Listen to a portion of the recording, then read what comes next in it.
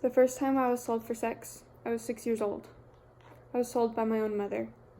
In my mind, I wanted to be anywhere but in that room. I could not change my reality on my own. I was a little girl who stopped believing in freedom when I realized that I could not wish hard enough for that door to open. I missed field trips and dances. I learned hideous things instead. Princesses and fairy tales had people who adored them. I had adoring people too. Men who would pay for sex from a little girl. Doctors, lawyers, men with nice smiles but bad intentions. These men defined my world. When I emerged from that hell, I could not believe in freedom. 3 years later, I will help other girls become free.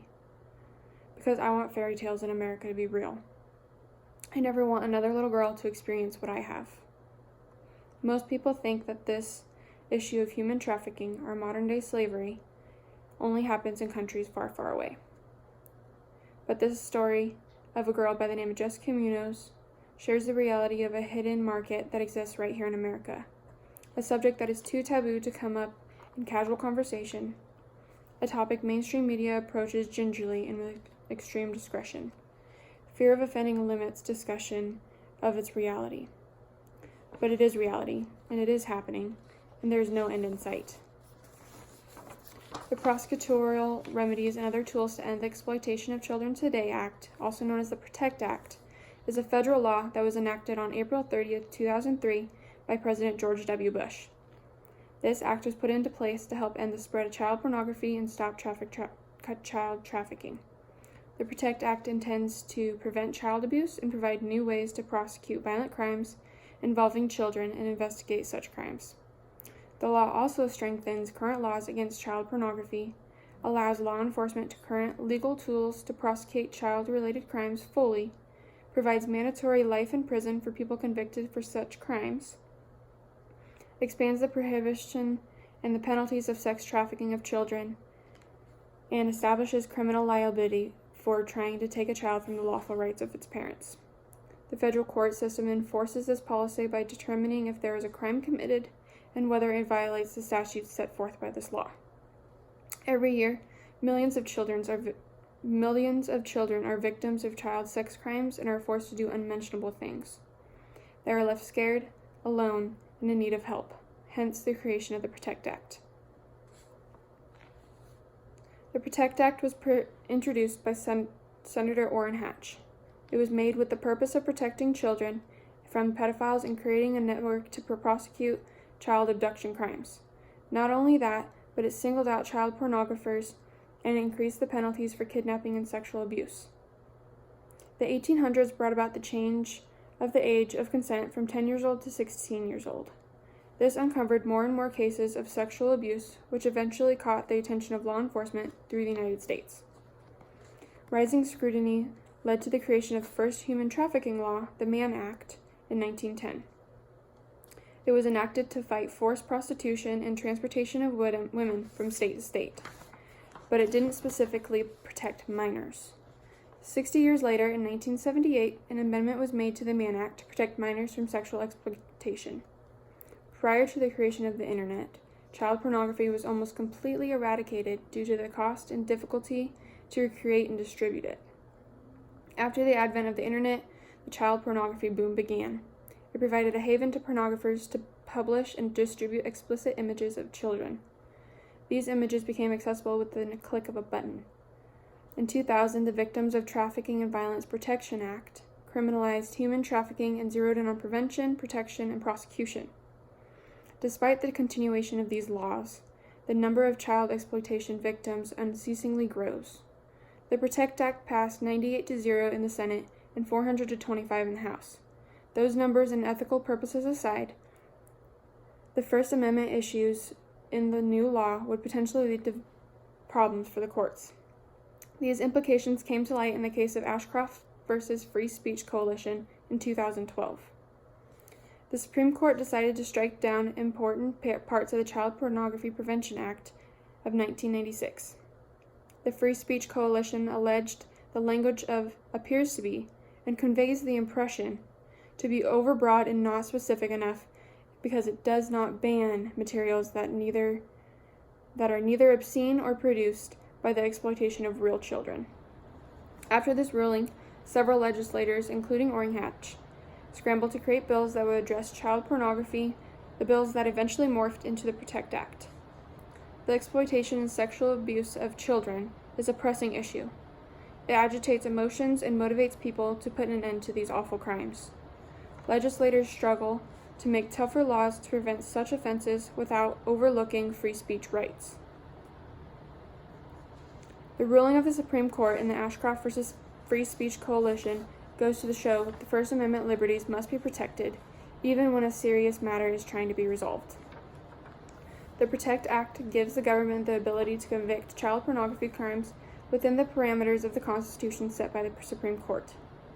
It accomplishes this by redefining child pornography and other terms to make them clearer, thus reducing the confusion of child-related offenses and providing stronger defenses to convict those accused of violating child pornography laws.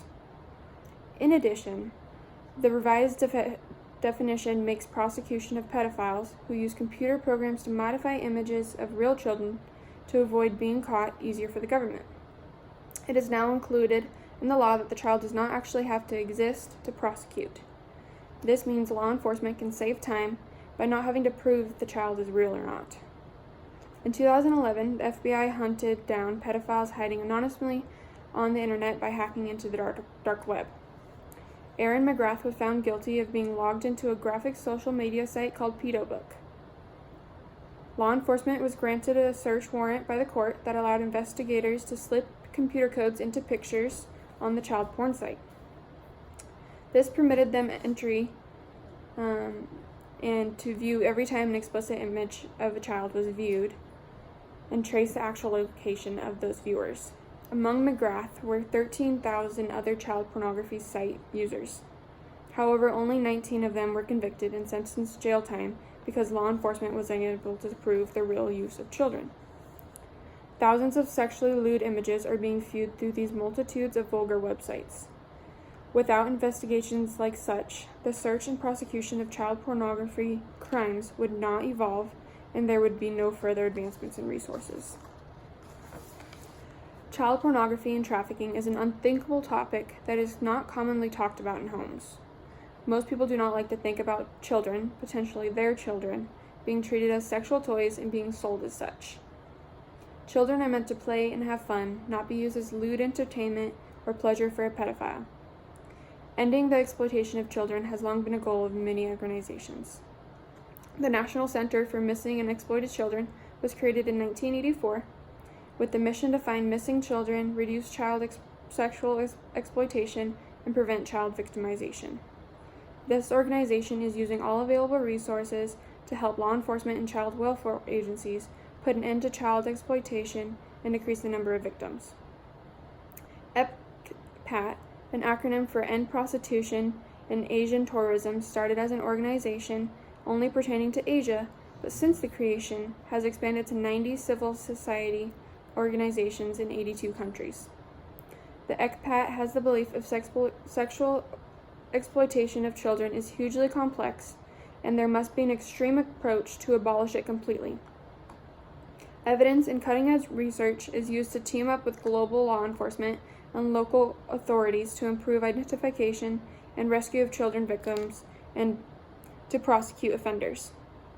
Through all that ECPAT does, they have one key motto they live by, which is to keep children their priority and at the heart of everything they do. The Prosecutorial Remedies and Other Tools to End the Exploitation of Children Today Act was put into place to resolve the issue of child pornography and trafficking. It began in the 1800s and continues to be an issue.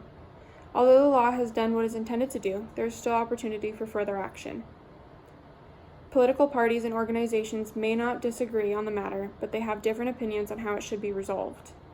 Nevertheless, an agreement that there must be a solution to cease child oppression is present.